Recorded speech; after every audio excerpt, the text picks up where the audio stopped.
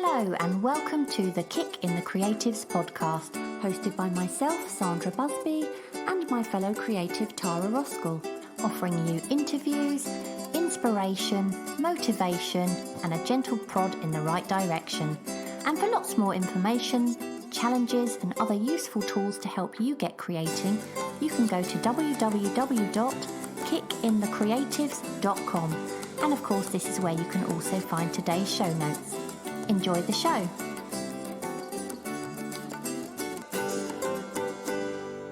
Carrie Waller is a realism watercolour artist. Her work is influenced by her travels around the world, and as a result, they're vibrant, bold, and full of colour. Carrie has won more awards than I can count, and her work has been published in multiple art magazines. She's a signature member of the American Watercolour Society, Louisiana Watercolour Society, and Mid-Southern Watercolourist. In fact, I think if she used all of those letters, I reckon it would take her longer to sign a painting than actually paint it.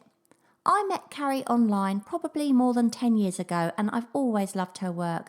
But also she's just such a lovely person too, and it was a real treat to finally get to talk to her properly rather than via a keyboard. So get yourself a cuppa and listen on. You're going to love this interview. Carrie, we are so chuffed to have you on. We were just saying before we pressed record that we've known each other sort of online for years. I think must be about 10, 12 years, something like that. So it's really, really lovely to actually, get to chat. I was going to say face to face, but mic to mic at least. So the first thing we'd love to know is when did you first realise your interest in creating art? When did you first sort of think, I'm going to start to paint? I think the first time I realized I might have a talent in that area was when I was about 8 years old. And my art teacher in school entered a collage that we had done in art class into the Texas State Rodeo. I don't know. Do you know what a rodeo is? Yeah. I lived in Texas actually for a couple of years. So yeah. Is that where you're on a horse? Yeah. Like a bucking bronco kind of thing. Exactly. So they must have had an art, like a lot of state fairs will have like an art contest or something. And so she entered my collage and I won a blue ribbon. And so that was my first time I thought, oh, maybe I'm good at this. After that, it just was kind of a natural, I was always interested in it. And so I was always the one in school, voted most, best artist in high school and all that kind of stuff. So, so I did it pretty much my whole school, high school, junior high school. And then I decided in college to go into graphic design first and switched majors and actually graduated with a degree in interior design. So I didn't go to formal art school, but always had an interest in design, some creative field. Can I just ask you about the interior design? So what sort of thing were you doing with that? Now I'm not doing anything with it. No, I mean when you were learning it.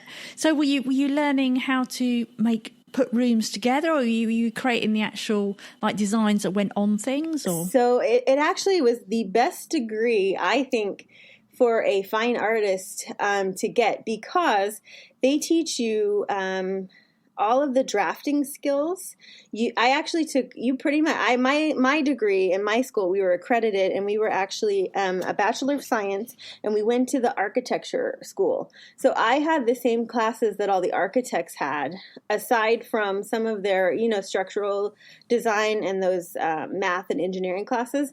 So we broke off then. So we literally learned how to do everything on the inside of the building, and we had to learn some of the exterior. We kind of learned it all. But what it taught me was drafting, color theory, and I had industrial design classes.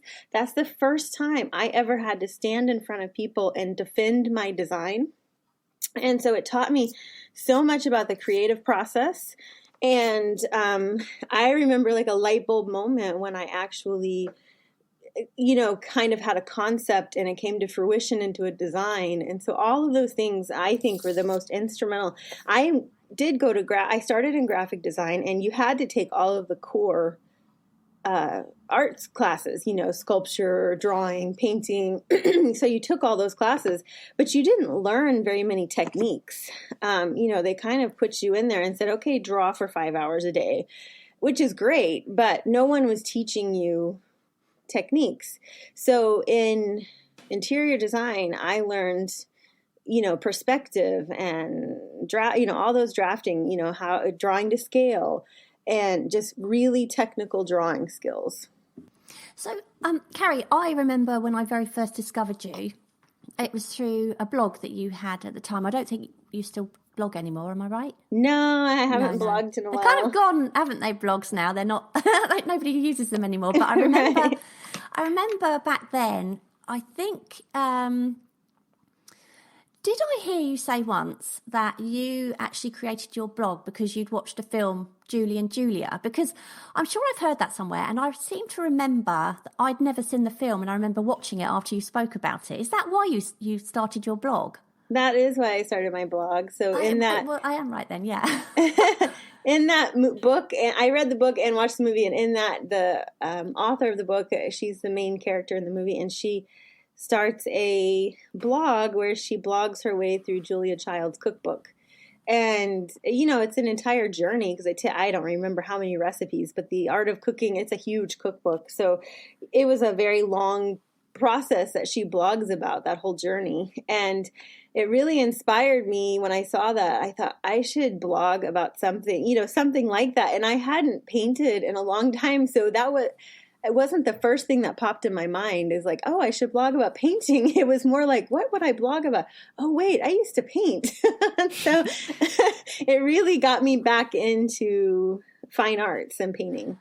How long had you had a break from painting to that time when you started again? Well, so when I finished my degree, when I got married, I met my husband my senior year of college, and we got married within 3 months. So it was very fast. So I had a job lined up with an architecture firm in Chicago that I was hired at, and I had a fork in the road.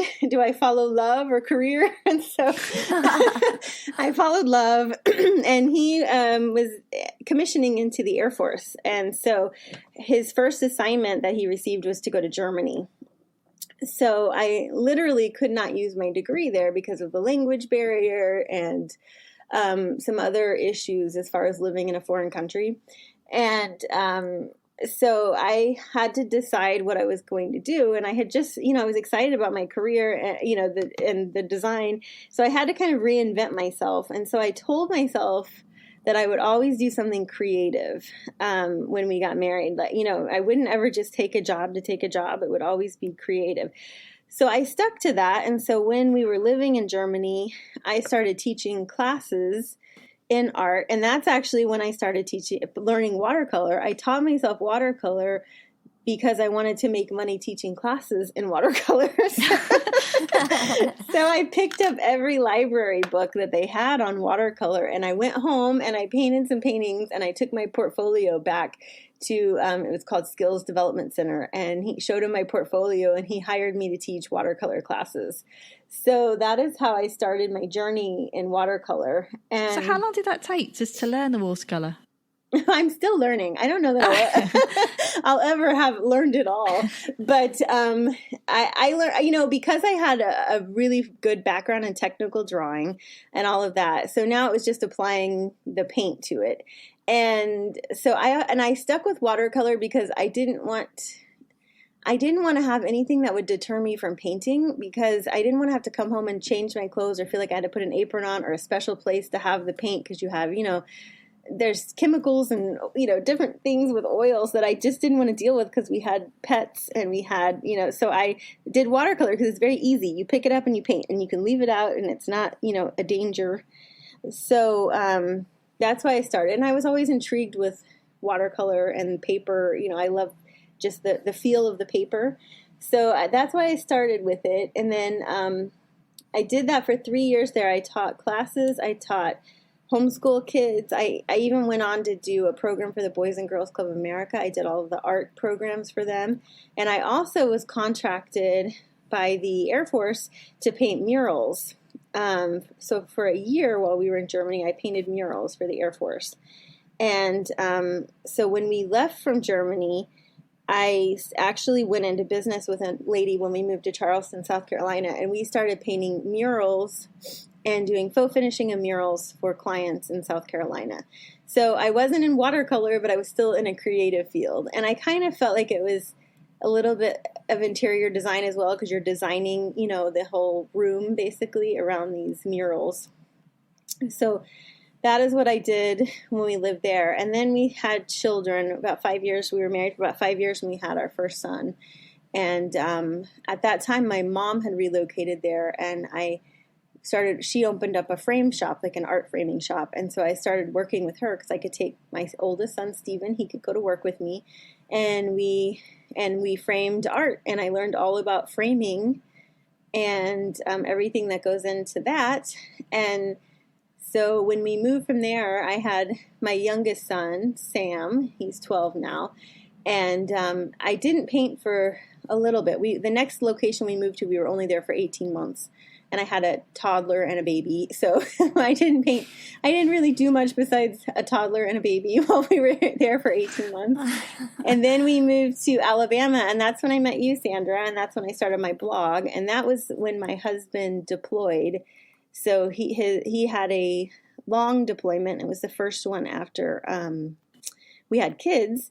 So I was at home with a 2-year-old and a baby, and I really thought I was going to lose my mind if I didn't have some kind of outlet, because you're talking to a toddler all day, and you're worried about your husband because he's in a dangerous location, and so I needed an outlet. And that's when I saw the movie Julie and Julia, and then that's when I started painting again. And so when I started my blog, it was a painting a week, and I blogged about doing a painting a week, basically, and that's kind of when I started that. And then I went to my first workshop that year. And that's when I found out, I was very naive. I had no idea. I found out that people actually had professional careers and taught workshops and, sold paintings. And I also found out that there were watercolor societies in all different states. And so I was really introduced to the whole world at that time. So you mentioned you had these young kids, but you were getting this painting done a week. So how were you fitting that in around the kids? Well, I was just looking through pictures the other day, and there was a picture of Sam. I'm holding him on my lap, and I'm painting. And I'm also a night owl, and so I would paint a lot when they were asleep. And I have always had my paintings out, and they've learned from the early on not to touch anything in my area. So I've never had to worry about them, like, drawing on a painting or anything. In fact, the other day, my husband actually knocked something down and put a hole in one of my paintings. And I said, 14 years of children. And you're the first one. Oh, he must have felt awful. Yeah, I'm sure. It was an accident, but I just thought it was ironic. Yeah, God. So were these paintings you were doing at the time, the watercolours, were they the really detailed sort of things you're doing now? Were they took hours or? They were probably smaller. And, in the beginning, I was kind of doing a little bit of everything. Because I had done murals, I was painting some canvases with acrylics. And then I went back to watercolor, and I started doing smaller ones. And there was actually a podcast back then called Artist Helping Artist. And she started that podcast about the same time that I started painting. And I followed everything she said to do in that podcast, because she was a marketing person and an artist. We're talking about Leslie, aren't we? Leslie Seda? Yes, Leslie Seda. Yes, it was Leslie Seda and Dreama Tolperi that started the podcast. Yeah. So it's no longer there, but I mean, the old shows are. But anyway, she started at that time, and everything she said to do is what I did. So I did probably more smaller paintings, but I also... it was kind of baby steps. I started small and then ventured a little bigger. And then I finally did like a full sheet, which is, 22 by 30. I don't know centimeters. Sorry. But, so I did, but I've always been pretty detail oriented, even from the beginning. Yeah, I remember like you're just watching your art evolving as you were obviously watching mine. And Yes. I remember when the day that I got a new follower, because it used to be that you'd suddenly get a new follower on your blog. And I remember thinking, oh, Carrie Waller is following my blog? I was amazed because I was in awe, because it was you and Crystal Cook, obviously, as well. I mean, you know, she was a wonderful artist, and I think you were actually interviewed together, weren't you, on the Artist Helping Artists podcast back then? We were. You were the two main ones that I was just in awe of, you know. Oh, that's really nice. I loved it because we used to, I don't know, I feel like we would exchange Christmas cards and and it was funny because I remember I got a Christmas card from you, and I remember showing my husband and saying, oh wow, the American Christmas cards, they literally put a newsletter in there, and I'd heard it before, but I'd obviously never received one. So it was amazing sort of receiving this kind of like almost story with this card. I've still got that. That's so funny. I keep all cards and things like that. And I also remember getting a card from Crystal, and she sent me the recipe for pumpkin pie. And I've still got that as well. Oh dear. Anyway, the next thing I wanted to ask you, because obviously you mentioned that your husband's in the military, and you moved around a lot, and currently as we speak you're in Japan, but you've been all over the place, haven't you? And I mean, that must have been really hard to, I mean, surely the time it must have taken for you to keep unpacking and packing and settling your kids into new schools. How on earth did you manage to fit your art around that that constant moving around? It's always a challenge, and I've painted. I remember finishing paintings in hotel rooms to try to get them to the client before we left the area. And you kind of take the show on the road, and that's once again when watercolor kind of comes in handy, because I was so nervous moving overseas with my paints, because I had just won a big contest, and I won like $10,000 in art supplies. And right before we moved to Japan, and I thought, what if our boat sinks and all my art supplies? So I had to develop a way to bring as many paints with me. So in watercolor, you can do pan paints, dried paint. So I made my own pans. So I had every single color in my suitcase with me in these smaller pans. But I could also then, have them with me to paint with while we were in hotels and everything traveling across. I think the big thing is it's hard, but it's doable. And if you make it a priority, you can, manage to figure it out. It just has to be a priority. So we've been lucky enough. We've stayed in Japan now for 7 years, which we never anticipated being here this long. So I haven't had to move in the last, we normally would move every 2 or 3 years. So we've skipped 2 moving cycles. So that's been a blessing as far as that goes. Are you planning to stay in Japan for much longer, or are you planning to go back home to America at some point? Right now, we should move in the summer of 2022. So we'll see what happens, because we were supposed to move every 2 years, and we ended up staying. So I don't know.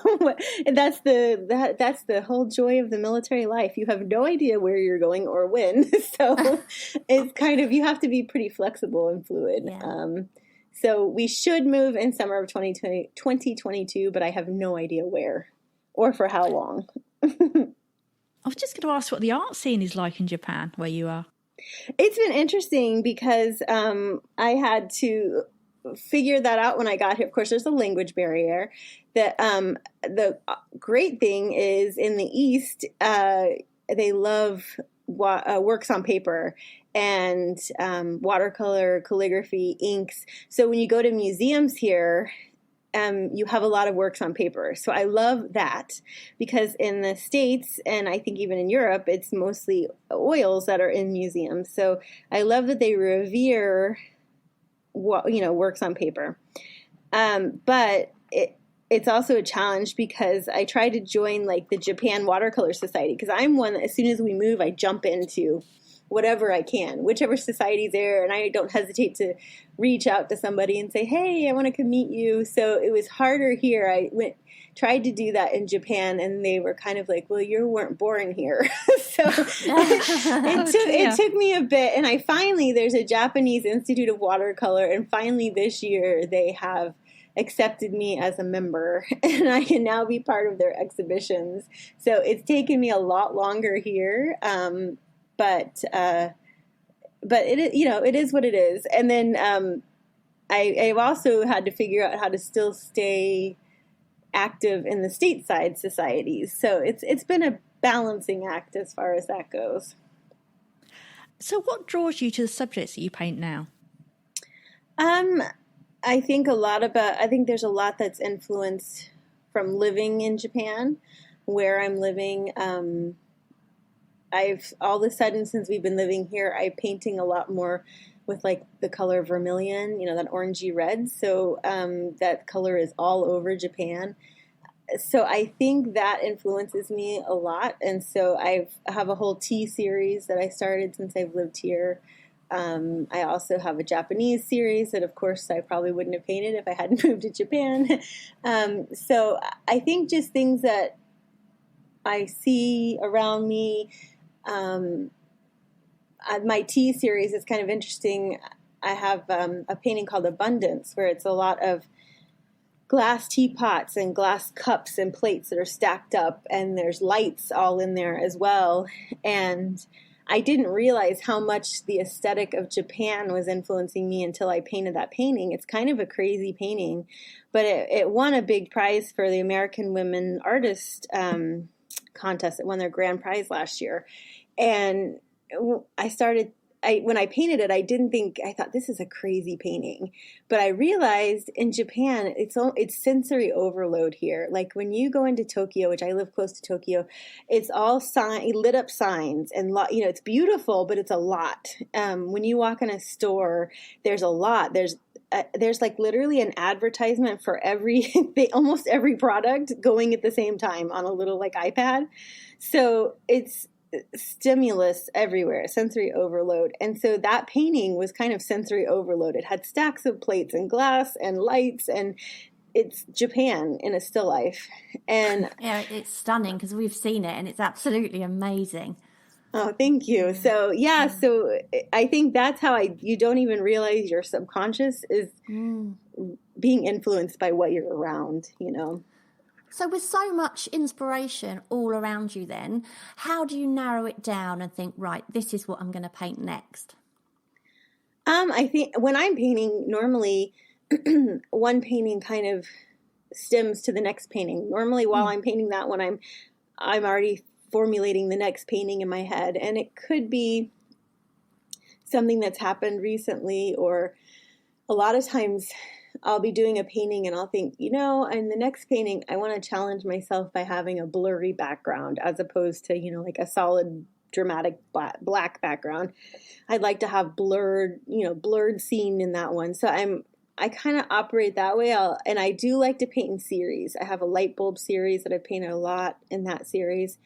So I paint in series. And so normally there's something that while I'm painting that one, I think, it's kind of like that rabbit moment, like, you go off in another trajectory. That would be cool. Let me try that. And so I start to formulate my next kind of challenge for myself. So you don't have a set number of paintings per series then? You just get bored at a certain point and think, right, I need to do something else. Yeah, I jump around. Yeah. In fact, this year I got into there's in the States, there's National Watercolor Society. There's 2 or 3 large societies in the United States that when most watercolor artists are trying to get their signature status in. And this year I got into the exhibition with a ball jar painting. And so to get my signature status, you have to do a portfolio review. So you have to have 4 more paintings. So all of a sudden I had to do 3 or 4 more ball jar paintings. So that made me do those. So it's kind of like that kind of thing, like, and then now I've done 3 or 4 ball jar paintings. So I'm going to move on to a light bulb or a teapot, so I kind of jump around my series, but I've kind of stuck. I have 4 main series right now. I have my Japan series, which could easily evolve into a travel series, right? So Japan series, which is more landscape, things like that, or still life, but like when you're traveling around and you see like a table set up in a restaurant, that will become part of my Japan series, because it's not like something I set up myself. It's something I see when I'm out traveling. You did a Viennese series, didn't you? What'd you say? Didn't you do an Italian, like a Viennese series? I have, because I've been to Venice several times now, and we lived in Europe. So yes, I have done Venice scenes as well, and that'll be something I'll come back to, because I've traveled there probably the most out of anywhere in Europe. I've gone to Venice. So, and then I have my light bulb series, and I have a tea series, and then I have a bottles and jars series. So I kind of jump between all of those, and I haven't really strayed from those 4 subjects. And I love still life, and I don't mind doing, like scenes, like landscapes or urban scenes in as well, but I'm not a portrait. I just don't get excited about portraits. So I don't know if that'll ever be anything I get into, but never say never. So how do you go about setting up your still lives? Do you set them there and then draw from life, or do you photograph them? Yeah, so I set up, I'll normally designate a day or 2 a month, and I set up my still life. So I'll have like a list of ideas that I'd like to kind of see if I can turn into something. And so when it's a really sunny day, I have to have sun, I will set up outside my still life, and then I take a gajillion, and I do mean a gajillion photos from that setup. So I might have a bird's eye view, and then, like deep down in the setup, and then, every angle of photograph of that setup. And I also, the ones that I've been doing with the lights, those are done inside at nighttime. So that's a whole setup also that I'll do in my house. And I'll leave that setup. And I generally try to leave my setup set up for a few hours so that I can catch, like if it's outside, I want to catch the sun changing the shadows, as the sun moves. So that I can get different shadows throughout the day. And if it's in my house, it's much more controllable. I can leave it up. And so I'll do photos with the lights. Like literally I have like garden lights and little fairy lights that I photograph with my glass, and that I can leave set up for a day or 2, and I can catch daytime, nighttime, dusk, after, all the different times. So will you ever use more than one of those photos? You're saying all these different angles you were taking, or will it just be you'll pick one that you love?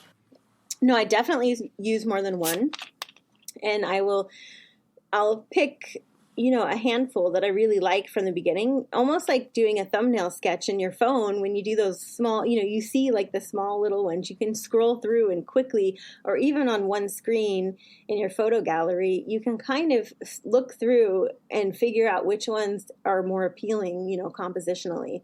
And I'll start there, and I'll grab that one, and then I'll do photo editing in Photoshop. And so I do a lot of planning, and everything is really planned out before I start the painting. I have it all done. I have it all figured out in Photoshop, whether I'm merging images or changing things up. I do that in Photoshop. I have it saturated. I have it really ready to go before I start painting. And that's just my process and how I kind of operate. That's one thing I wish I knew, is how to use Photoshop, because I don't. I once had Elements 10 for dummies. I barely got past the first paragraph. I thought, no, I'm not going to get this. But yeah, I always find a lot of the time I find that planning a painting and getting the right image and getting the right setup can take almost as long as the painting itself, can't it? Yeah. Absolutely. And I think the iPhones now are so good.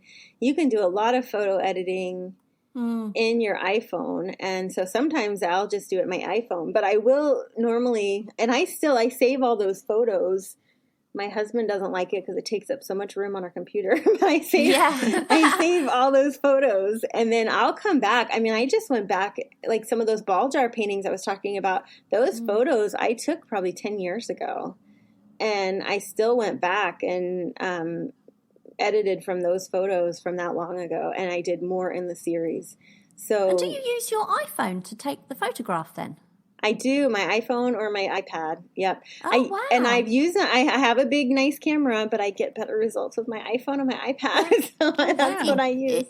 Yeah, that's amazing, because I was thinking, you know, some of the ones you've done where it's really dark and there's fairy lights and things. I mean, I had a nightmare trying to get a photograph of that.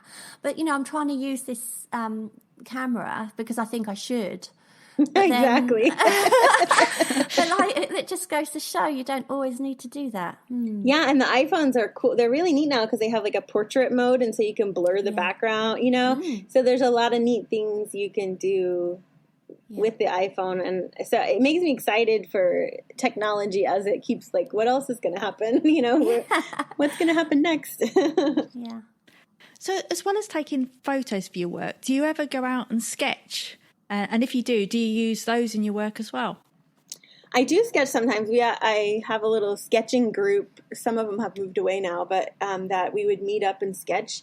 I get a little frustrated with sketchbooks because I am such a controlled, like, detailed person. I want to formulate those sketches all the way to like a finished product.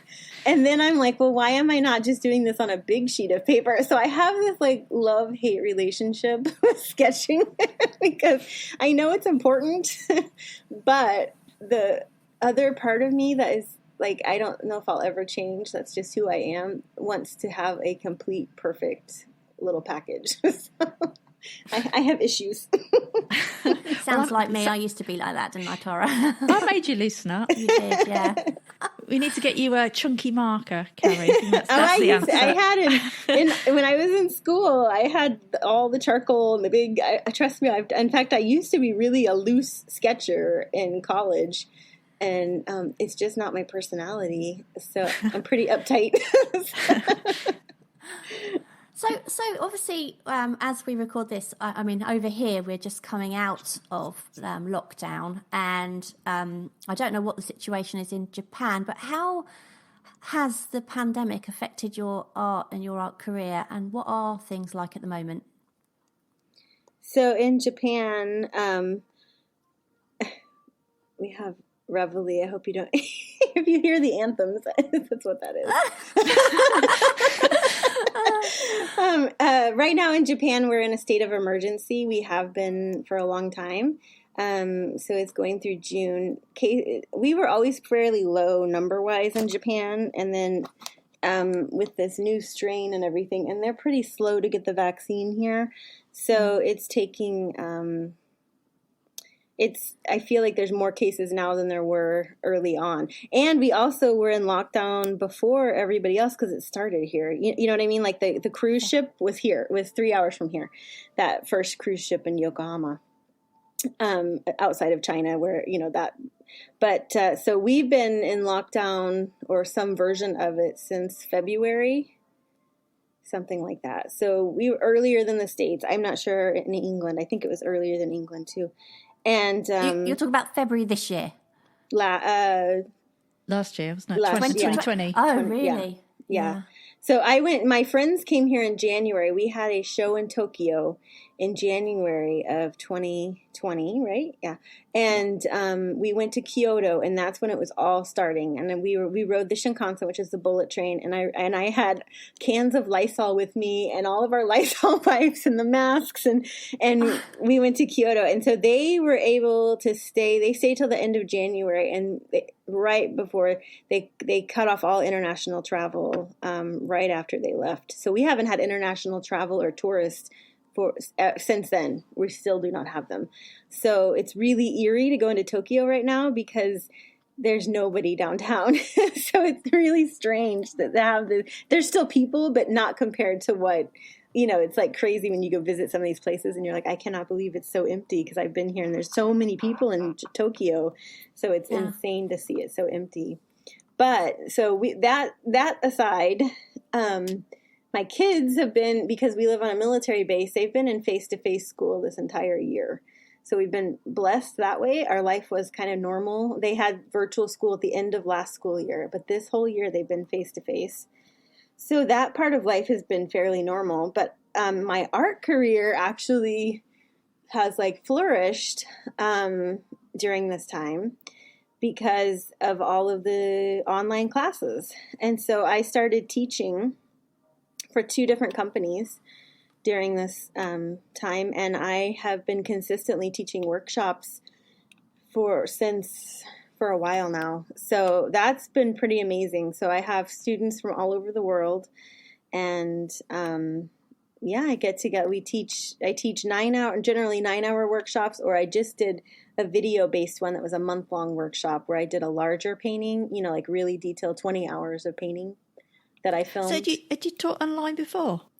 I had not taught online before this, no. So this all started during this. So I was kind of living here. I would travel back to the States and I would teach in the summer, pre-COVID.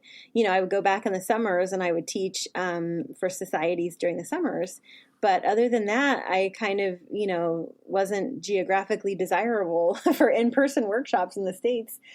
So COVID that's the silver lining for me of this whole thing is being able to teach as much as I am. Is that something you think you would have done had this not have happened? Do you think you would have? Because I know it's quite scary, isn't it, the thought of teaching online? And I wonder if some people have just kind of been forced to do that, and then now they've done it, they're like, oh, actually, this is not as scary as I thought.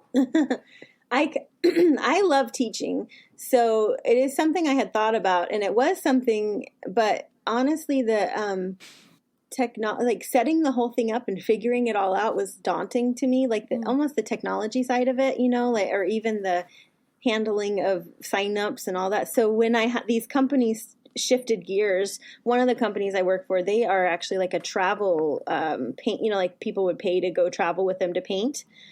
For travel workshops. So clearly they couldn't do that during COVID. So they had to shift and start doing these online classes.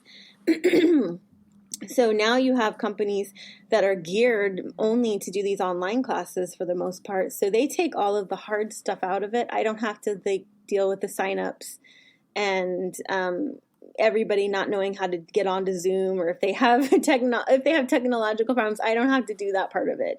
They take care of it. I just have to, I always give a drawing and I give a supply list, and in watercolor you mask, so I don't use white on the paper. So I mask that out with liquid masking fluid or Frisket. So I have a masking map that I send them to show them where to apply the masking. So they get these references, in the course, the reference image. They get this resource material, and then we get together and paint live for 3 or 4 days at a time. And then, like I said, I just started doing some video classes where I'm recording it, and then we get together live just to kind of do feedback and critiques of their art. But I love it, and I think one great thing is that whether you like it or not, everyone knows how to do Zoom now. So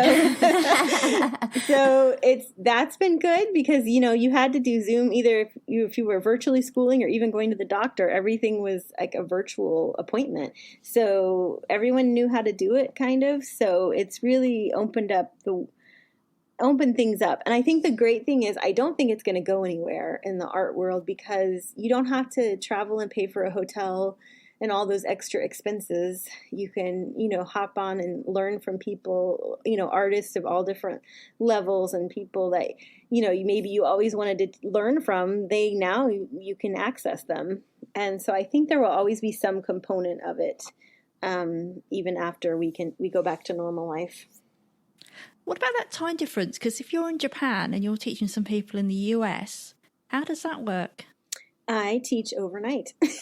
Oh, God. So I'm on the night shift.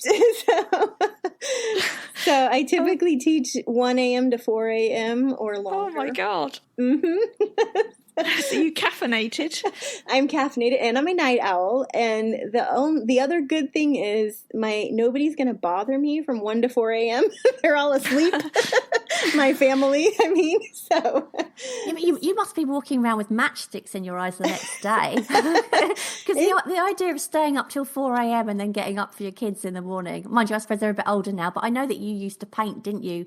Even when your kids were babies, you'd paint at night. And I always used to think, how do you function the next day when you've got these children running around, you know? Yeah, I still I take them to school every day. So, you get a couple hours of sleep and then you hop up, you take kids to school and then come home and I catch an hour or two nap and then, and then go back and pick them up and then start it all over again that night. So, God, yeah, it's interesting. Luckily, I'm a night owl, and I've never been one that requires like 10 hours of sleep or anything. So I'll probably pay for it later on in life. Oh, I wish I was like that. Yeah, I mean, me and Sandra always, we swap notes, like, we went to bed at 8:30 last night. What time did you go? So I've seen a couple of people who've actually, they've been showing their work that they've done from your workshops. And I have to say, it looks absolutely amazing what your students are doing. So have you got any tips for someone who's a beginner and is just learning watercolour? I think you should jump in and take a workshop. I have so many students that are new or new to watercolor, and they handle it like a champ. And sometimes I feel like sometimes it's better that you know less. Does that make sense? Because you come in not knowing, and it's good because you now can formulate and learn for yourself. Some people are like stagnated because they know so much stuff, or they think they know so many rules that they almost hinder themselves more than the new person that doesn't know all the rules yet. Or the quote rules, So, so I have found that everyone across the board has done really well. I mean, and they blow me away. My students blow me away. And that's one thing I can say about teaching these Zoom classes. They have a front row seat watching me paint, and they're painting along as I paint. And that is different than when you do an in-person workshop. Because an in-person workshop, they would come and they normally like watch you paint, around your desk or in the mirror above, and they sit there and they watch for a while, and then they go back to their desk and they try to paint, and they're like, wait a minute, what that looked really easy, but what color was that, and so with Zoom, they have me on the screen right in front of them, and they're painting as I'm doing it. So I'll paint, and then they have a turn to paint. And they can ask questions. What color is that? Right in the moment. So I think the results have been even better than some of my in-person, workshops, just because of the format. And so I even think I'm going to implement when I go back, when I do have in-person classes, I know I'm going to do it because I've had a private student here, and I literally set Zoom up, and even though she's sitting there watching me, she also has it on her screen right in front of her. So that she has both. That's a good point that you've raised, really, because I always assumed that an online workshop couldn't possibly be as good, but it sounds like there's a lot more that's good about it than in some respects than an actual face-to-face one, because like you say, you're looking at it as you're doing it, you're painting along, and you don't get that with a workshop. I've been to workshops, and exactly what you've just said, you kind of think, oh no, what did she do there? And so yeah, that's a really good point, because I imagine a lot of people have been put off the online workshops because they worry about that it won't be the same, but actually it sounds like it's better.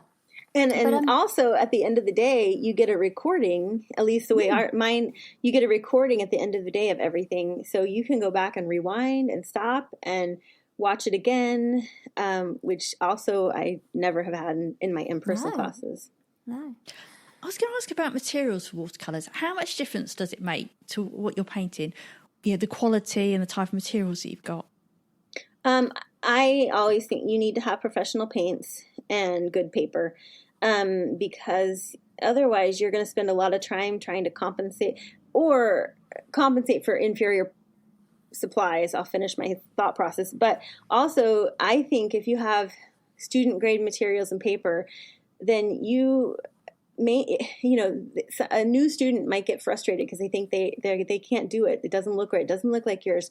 And it's just because the product they're using is inferior. So don't like give yourself already like an obstacle, like that you have to jump over.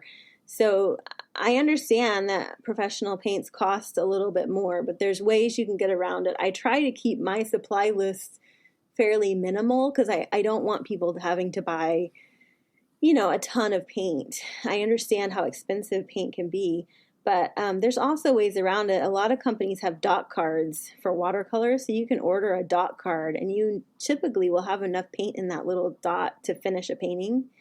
Right. So there's ways around it, but you just have to bite the bullet and invest in some good stuff. So outside of your teaching, are you ever guilty of procrastination with your own work? And if you are, how do you make yourself work even when you don't feel like it? Or is that never a problem for you? Oh no, I'm a procrastinator. Are you? It's always nice to hear someone else say it. When I was in college, my professor said, if you're a perfectionist, you're a procrastinator. Ah. And I find that to be the case because I will never be finished until the last minute. And I'm the same way with entering contests, because what if I paint the next masterpiece the day before the contest? I enter at like 11:59 when it's due at midnight of that day. So no, I think that I work under pressure. I work really well with deadlines, and I quite often put myself in a position where I have to cram. So that was one of my goals. I find this so laughable. One of my goals, my New Year's resolutions, was not to pull all-nighters to finish paintings, which I'm very guilty of, pulling all-nighters to finish paintings for a deadline. And I think that's so funny because then all of a sudden we had COVID and I started teaching all night long. And I thought, I think the higher power up there wants me to work overnight. Yeah, sounds like it. So you procrastinate. It's like the opposite thing for you. You procrastinate in finishing a painting, but do you ever procrastinate in starting? Because that's usually the problem for people, isn't it? I think I don't know why it is, and I know there's a lot of books on this, but I think we fight ourselves getting into the creative process. So starting can be a problem because you kind of like will do anything else before you start painting. Oh, wait a minute, I have another load of laundry. Like all these things will be in your way before you can start a painting. So I really try to paint every single day. And that's one thing. That's a commitment that I try to make for myself, that I will paint at least an hour or two a day, if not more. And that helps. Sometimes, though, I'm just not in the mood. And I have learned that because I am a night owl, I work better at night. So I can try to force myself to start painting at 8 in the morning, but it's going to be like pointless because my creativity doesn't kick in till like 4 in the afternoon. So I have learned to shift my thought process on how I do everything. So why fight myself all day long when I can just take care of like the business side during the day, the emails, the mailing of the things, getting my reference photos, taking photos, all that like administrative type stuff, even taking still life photos for an upcoming painting, that I can do during the day. So all of those things, get those done during the day and then paint at night. And that I just it's counterintuitive to what everyone in the world thinks you should be, like working 9 to 5 and then off in the evening, but it just doesn't work for me. So I really had to learn about myself and just have to kind of embrace it. So I think that's something I would advise people: figure out how you work the best and don't fight it. Work that way. And you'll be more productive starting a painting, finishing a painting, all of it, if you're not already fighting yourself because you're not, doing your natural schedule. And is your husband a night owl as well? No. No. He's more like you. He's in bed 8:30. So that is a little bit of a struggle. But I think sometimes it works too because I'm working when people are sleeping. So it's not taking up quality time, with the family because they should be asleep anyway. So do you ever get that you're working on a painting and something's just not working? And if you do, how do you get over that? Because I know watercolour's a nightmare to try, and you can't paint over it like you would oils or acrylics. Yeah, so I adapted how I paint. I paint a little different. I paint what they say like cellularly or I paint like an inch at a time, and I kind of almost like a printer. I start on the right side of the page and I kind of finish to completion a whole area before I move on. And it does a few things for me. I establish my values immediately. And sometimes in watercolor, and I don't know, you'll have to tell me in oils, it's a little different. But in watercolor, some people will put like a whole wash over the entire page. And then they come back and do they build up in layers over the entire page. But you get to this middle stage of the art, and it's kind of, I call it like the adolescent stage of a painting, where yeah, that's mine. I call it the skanky teenage stage. Yeah, exactly. It's exactly what it is. And I think it's easy to abandon your work when it's in that stage. So I kind of started this where I finish like a section at a time. So I know if that painting is working from the beginning before I've moved on to the next section or the next section. And also, people also have trouble with values a lot of times, getting them dark enough. And that gets that established immediately, like, pow, this is how dark it's going to be. So everything else has got to raise up to this level. And so I don't have to fight that part of it as often just because of the way that I paint. Don't you find that when if you're doing it inch by inch, that there's a kind of join? or do you just sort of work around an area until you get to a place where there would be a change in? Yes, and a lot of times in the composition stage, I'll try to make sure I have, like in the background, something going on where you have like a natural stopping place. Yeah. So I will think about that when I'm setting up a composition. Other times, there may be a solid black background, let's say. Well, I just kind of know how to feather that in so that at the end I might go back and do a whole entire, like unifying wash where it makes it kind of seamless. But I will still have that dark established as I go across the page. We touched on this very slightly earlier. You received your National Watercolour Signature status quite recently, didn't you? Yes, I did. Absolutely amazing. Congratulations, by the way. Thank you. What does that mean to you? And for anyone who doesn't know, what does that mean, period? Okay. What does having the watercolour signature status mean? I was trying to think, in England, I think they have a Royal Institute of Painters or something. I'm trying to remember because I've done a show, but I don't know if that's similar or not. But in the United States, they have the American Watercolor Society, the National Watercolor Society, and the Transparent Watercolor Society. And I would say those are the three big societies.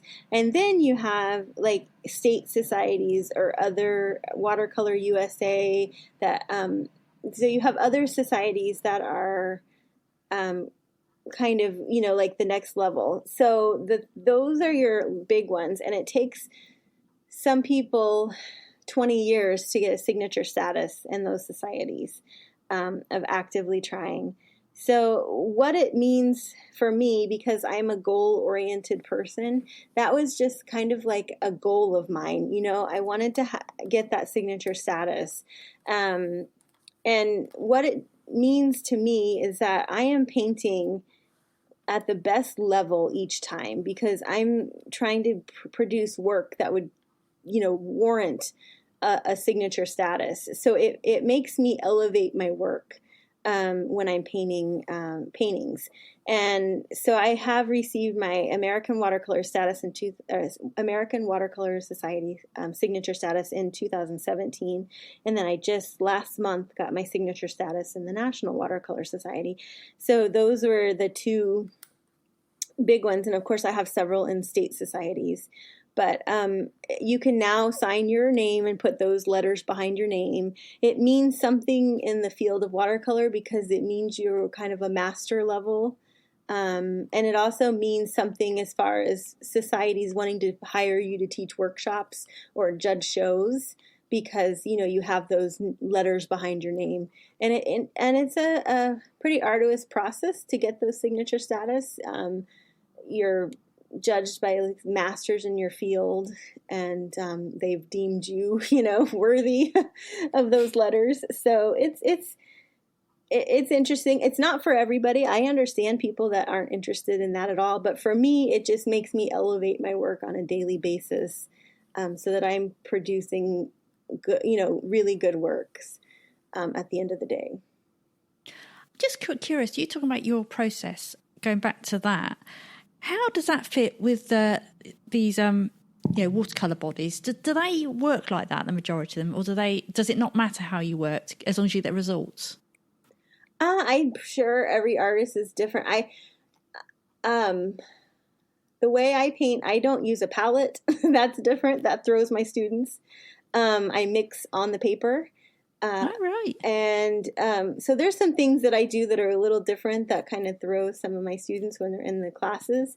But I think your process is as individual as each artist, right? So there's takeaways that you've learned from other people, and then things that you kind of gradually evolve into yourself. So I would say it's different with each. I've taken a handful of watercolor workshops, and everyone's process is different in each of those classes.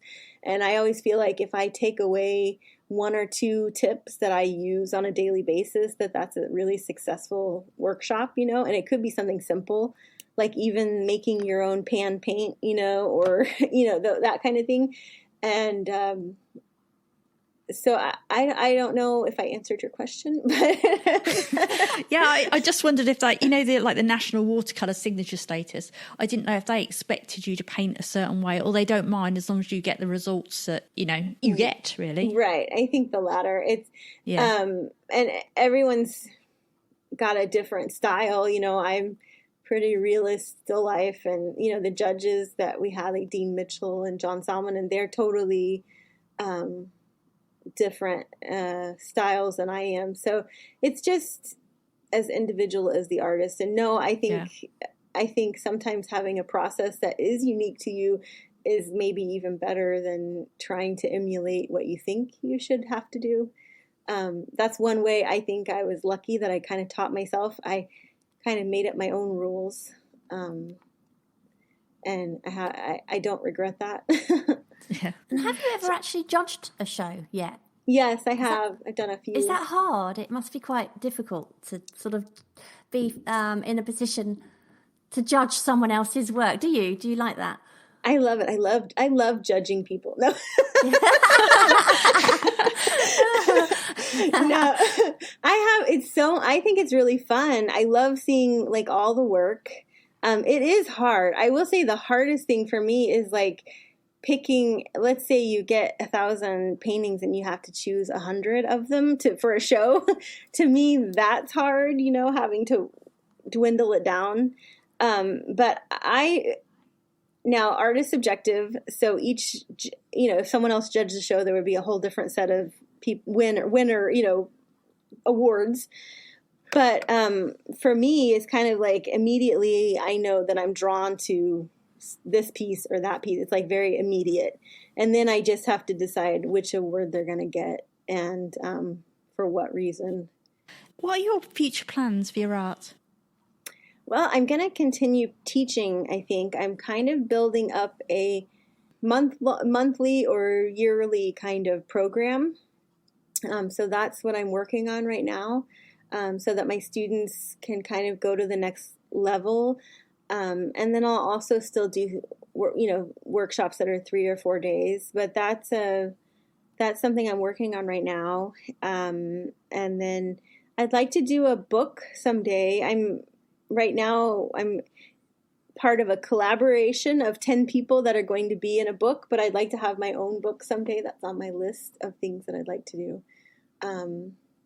But other than that, I don't know, because there's a lot of, I would have never guessed, who would have ever guessed we would have had a pandemic, and how would I have ever guessed what would have come out of that for me? So there's a lot of things I can't predict, but there are things that I have goals for myself, like the teaching wise. And I would still like to earn, now that I've got signature, now I'd like to win some awards in some of those society, some bigger awards. So yeah, well, you've won lots of awards in the past. I know that much. So where can our listeners find out about you, a bit more about you, and where can they find your work online? Sure. My website is Carrie Waller, Carrie Waller, Waller, fineart.com. And then on Instagram, I'm at Carrie Waller Art. And then I'm on Facebook, Carrie Waller Fine Art. So you can find me in all those places. But and what about your workshops? Are they listed on your website as well? Yes, they're on my website, and I also link them in my bio on Instagram and advertise on Facebook too for my workshops. So they're in all the locations. Great. Well, thank you so much. So lovely to talk to you. And for Sandra, I should think you haven't spoken for how many years? Well, we 12 haven't. years? We've never actually had the chance to speak in person, have we? I say Right. in person, but Right. we've spoken online, but never actually in person. So it's been a real treat for me. A real treat. I loved Thank it too. you And so your much. I love your podcast. It's so charming. I've been listening when I go walking in the mornings, and I love it. So you guys you're great. I don't think we've called charming before, have we, Sandra? No, that's new. Oh no, it really has been a perfect way to start my day and end yours, hopefully. Yeah. All right then, Carrie. Well, thank you again, and hopefully we will speak again sometime. It sounds great. Yes, thank you very much. All right then, take care. Bye. Bye. Thank you so much for listening. We hope you enjoyed the episode, and if you did, perhaps you'd like to share it and leave a review for us on iTunes.